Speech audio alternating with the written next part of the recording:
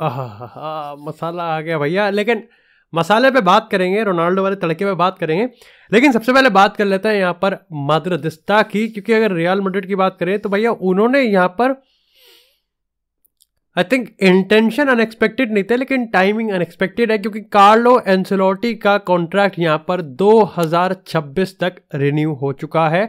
और अभी तक जितना सोशल मीडिया पर डिस्कशन मैंने देखा है, जितना मैंने यहाँ पर स्पोर्ट्स मीडिया की बात करें, जर्नलिस्ट की बात करें, जो भी रिएक्शन है वो काफ़ी ज़्यादा पॉजिटिव मिला। लेकिन यार कुछ सवाल तो हैं डेफिनेटली। हम यहाँ पर जिडान और ज़ाबी अलोंसो की बात करें, क्योंकि वो भी बात करना बहुत इंपॉर्टेंट हो गया है अब।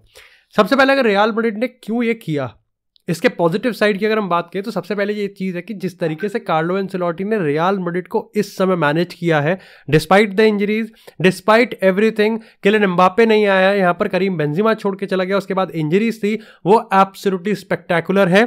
अगर आप एक बार को इस चीज़ को मान के भी चलो कि यहाँ पर रियल मैड्रिड में जो भी चल रहा है वो तुक्का चल रहा है, मोमेंटम चल रहा है, इंडिविजुअल ब्रिलियंस चल रहा है, लेकिन वो इस पॉइंट ऑफ टाइम पे उन प्लेयर्स से निकल के आया है जो एक्चुअली में नहीं आता।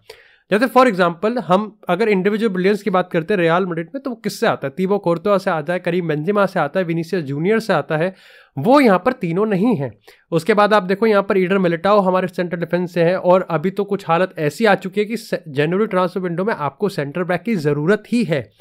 जूड बेलिंगम की साइनिंग ने बहुत हेल्प किया है, लेकिन क्या हमको ये नहीं समझना चाहिए, क्या नहीं कार्लो को इस चीज़ का क्रेडिट मिलना चाहिए कि जूड बेलिंगम को as a shadow striker, as a fall striker, as a number 10 जिस तरीके से वो यूज़ कर रहा है, वो भी मॉड्रिच और क्रूज के एक साथ, वो बहुत ज़्यादा अमेजिंग है। और वो भी तब जब बार्सिलोना आ रही है, रियल सोसिएडाड आ रही है, गिरोना एंड एथलेटिको मैड्रिड सारी चीज़ें आ रही है।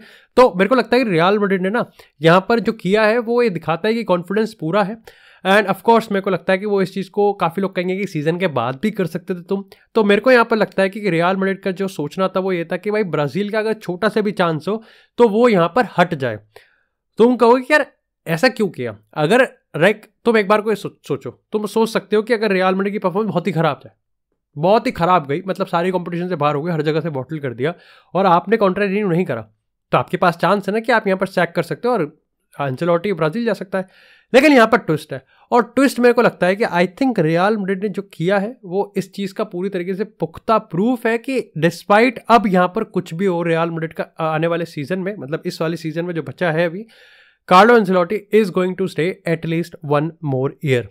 तो मैं तो काफ़ी लोग कहेंगे 2026 तक का क्या हिसाब है। देखो मेरे को यहाँ पर लगता है कि 2026 तक का टर्म ठीक है, आपने यहाँ पर 2024, 25, 26 दे दिया, लेकिन वो इतना मैटर नहीं करता। मैटर ये करता है कि वो कौन सा पीरियड है जहाँ पर अब ये अनटचेबल है, और वो कौन सा पीरियड है जहाँ पर अब कुछ भी हो सकता है। 2 पॉइंट भाई, जिडान का क्या होगा और ज़ाबी अलोंसो का क्या होगा। देखो मेरे को यहाँ पर लगता है कि ये चीज़ रियल मैड्रिड को सोची होगी उन्होंने, बट हाँ अब इसके चांसेस बहुत ज़्यादा हाई है कि ज़ाबी अलोंसो शायद से रियल मैड्रिड ना आए।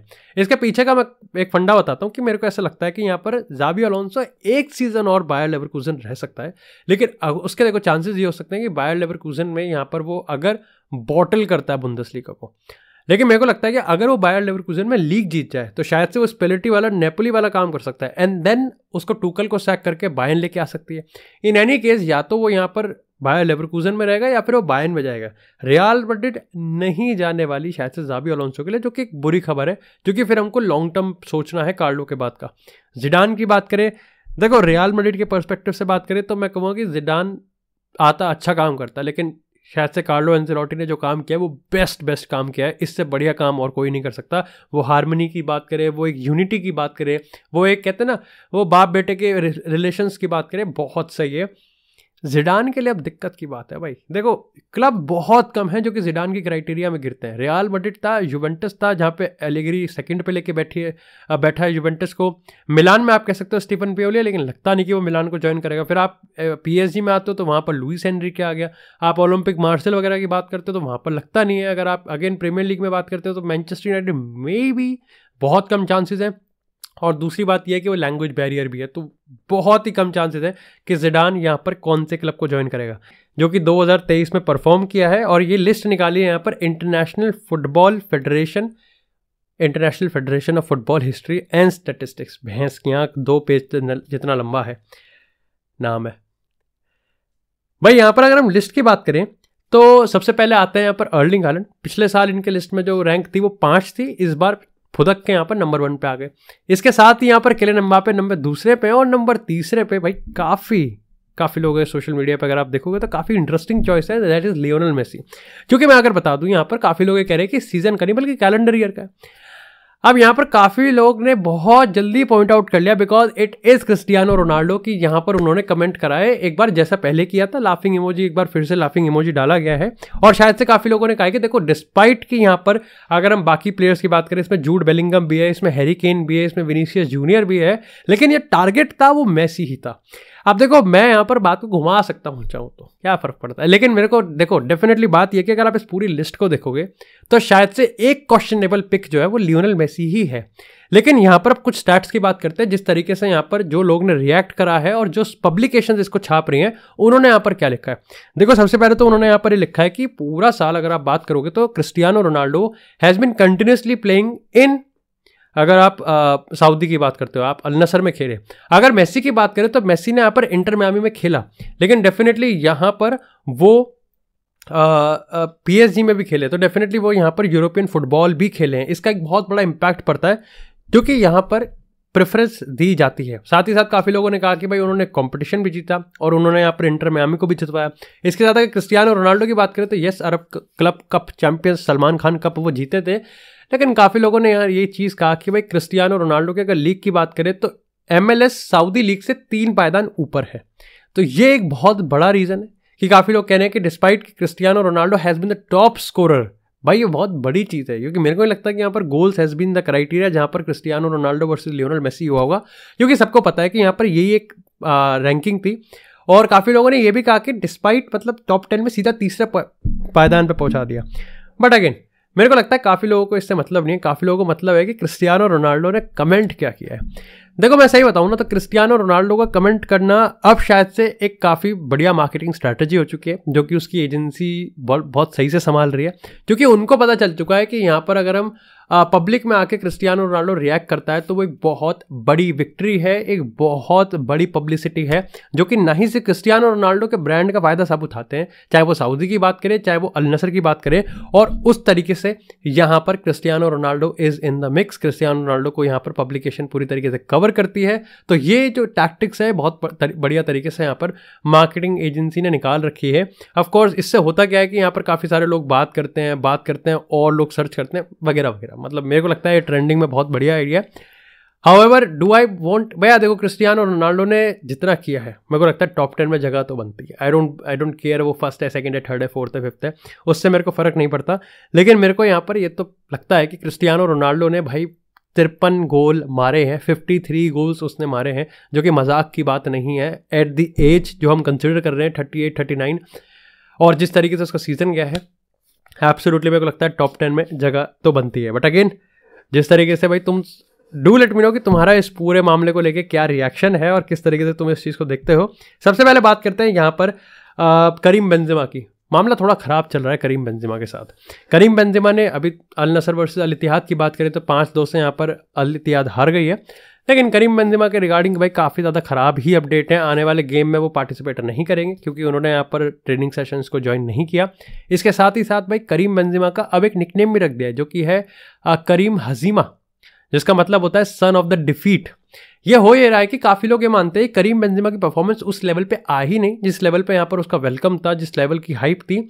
और डिस्पाइट कि यहाँ पर उसने 9 गोल स्कोर करे हैं इस सीज़न, क्रिस्टियानो रोनाल्डो ने 15 स्कोर करे। करीम बेंजेमा के रिगार्डिंग जितना हेट मिल रहा है बहुत ज़्यादा तगड़ा है। इंस्टाग्राम यहाँ पर उन्होंने अपना हटा दिया है, ट्विटर पे भी 5 दिसंबर के बाद कोई अपडेट नहीं आई है। ऐसे में काफ़ी लोग कह रहे हैं कि करीम बेंजेमा और यहाँ पर नूनो एस्पिरिटो सैंटो के बीच में लड़ाई भी हो गई थी, जिसके चलते यहाँ पर अल्टीमेटली डिसीजन लिया गया कि भाई नूनो एस्पिरिटो सैंटो को सैक भी किया गया और अब वो यहाँ पर नॉटिंघम फॉरेस्ट को संभाल रहे हैं। नॉटिंघम फॉरेस्ट को संभाल रहे हैं कि फुलहम, हाँ। एट द पॉइंट इसकी यहाँ पर करीम बेंजेमा को जो हेट मिल रही है काफ़ी लोग कहते हैं कि वो यहाँ पर अनजस्टिफाइड है और काफ़ी लोग कहते हैं कि जस्टिफाइड है। अनजस्टिफाइड इस हिसाब से कह रहे हैं कि भाई यहाँ पर 9 गोल तो स्कोर करे हैं, लेकिन जस्टिफाइड इस हिसाब से कह रहे हैं काफ़ी लोग कहते हैं करीम बेंजेमा की अगर आप परफॉर्मेंस की बात करो तो इतनी खराब नहीं आती। Yes, it's not at that level, जो कि अनएक्सपेक्टेड है क्योंकि वो रियल मैड्रिड से सीधा एक पीक सीजन दे के यहाँ पर आया है और यहाँ पर तो उसको बॉल कर देना चाहिए था। और अल इत्तिहाद पिछली सीजन की चैंपियंस भी है और इस समय वो छठे पे रेंग रहे हैं, एक बड़ी दिक्कत की बात है। इसी के बाद अपनी अगर लास्ट अपडेट की बात करें तो आते हैं यहाँ पर मेसन ग्रीनवुड से। सन की एक रिपोर्ट है उन्होंने यहाँ पर ये बोला कि भाई इस समय बार्सिलोना ग्रीनवुड को साइन करने में सबसे ज़्यादा आगे है। सुनते रहना कहानी को। और यहाँ पर बार्सिलोना अपने स्काउट्स को भेजा है कि भाई देखें कि ग्रीनवुड की जो प्ले स्टाइल है वो क्या है, बार्सिलोना के प्ले स्टाइल से मिलती जुलती है। ऐसे में इसी के बाद यहाँ पर इससे जस्ट एक दिन पहले यहाँ पर कुछ मीडिया पब्लिकेशंस ने ये छापा, अगर हम डेली मेल की बात करें, इंडिपेंडेंट की बात करें, पर्टिकुलरली ब्रिटिश मीडिया, उन्होंने कहा कि मैनचेस्टर यूनाइटेड को एक ऑफर आया था गेटाफे से, जहाँ पर अभी वो खेल रहे हैं, कि भाई यहाँ पर 40 मिलियन में वो ग्रीनवुड की डील यहाँ पर साइन करना चाहते हैं। यूनाइटेड ने मना कर दिया। 2 रीज़न है, या तो ये कि यूनाइटेड प्रिपेयर हो रही है कि भाई वो यहाँ पर ग्रीनवुड को आने वाले टाइम में मौका दे सकती है, जो कि मिल सकता है गिवन द फैक्ट कि जेडन सैंचो और एंटनी कैसे खेल रहे हैं, या फिर ग्रीनवुड को लेके प्लान कुछ ऐसा है कि भैया यहाँ पर समर तक उसको और मौका देना चाहिए। 12 स्टार्ट्स में ऑलरेडी यहाँ पर 5 गोल 4 असिस्ट आ चुके हैं, तो यहाँ पर उसकी परफॉर्मेंस और अच्छी आए और उसका रीसेल वैल्यू और बढ़िया हो जाए, तो यहाँ पर काम हो जाएगा यूनाइटेड का, वो यहाँ पर सेल कर देंगे। इन बीच में बार्सिलोना कैसे आ गई मेरे को समझ में नहीं आया। देखो पहली चीज़ तो बार्सिलोना का रिसेप्शन कैसे होगा बार्सिलोना फैंस का, वो मेरे को नहीं समझ में आया। मेरे को नहीं लगता कि यहाँ पर काफ़ी लोग ग्रीनवुड कैसे एक्सेप्ट करेंगे इतनी जल्दी। अगेन ऑनलाइन बहुत अलग होता है और ऑफलाइन बहुत अलग होता है। साथ ही मेरे को लगता है कि यहाँ पर बार्सिलोना का ड्रेसिंग रूम इसके रिगार्डिंग कैसे रिएक्ट करेगा। एंड अगेन भाई बात जब ग्रीनवुड की आ गई तो काफ़ी लोग कहेंगे यार एक मिनट, क्या जाओ फेलिक्स की परफॉर्मेंस ग्रीनवुड से भी खराब है? द पॉइंट इज दिस, क्योंकि 40 मिलियन का यहाँ पर अगर आप टारगेट रख रहे हो तो और मैनचेस्टर ने वो रिजेक्ट कर दिया, तो आप मान के चल सकते हो कि 70 या 60 मिलियन तो यूनाइटेड भी देख रही है। और यही वो स्वीट स्पॉट है जो कि बार्सिलोना जाओ फेलिक्स के लिए देख रही है। अगेन काफ़ी कॉम्प्लिकेटेड है।